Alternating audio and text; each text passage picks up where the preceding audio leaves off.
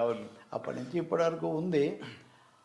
వాస్తవంగా రాజకీయాలు ఎప్పుడూ ఉంటాయి. అశోకుడు శాసనాలు వేసినప్పటి నుంచి ఇప్పుడు అంబానీ గారు లేకపోతే అదానీ గారు ఎన్డీటీవీ తీసుకున్నంత వరకు రాజకీయాలు ఉంటూనే ఉంటాయి. అదే ఒక భాగమే.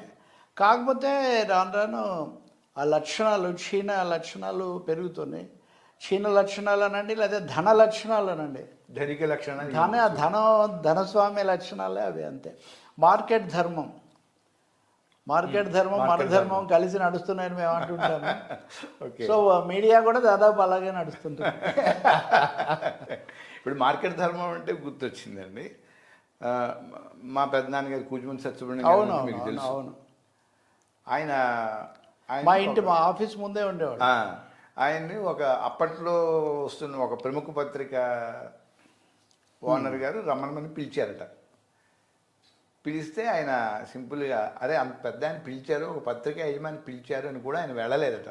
వెళ్ళకుండా లేదు నాకు ఇప్పుడు ఉన్నది చాలు, నేను మీ దగ్గర పని చేయలేని నిర్మోహమాటంగా చెప్పారట. ఇప్పుడు అలా చెప్పేవాళ్ళు ఎవరైనా ఉన్నారండి అసలు?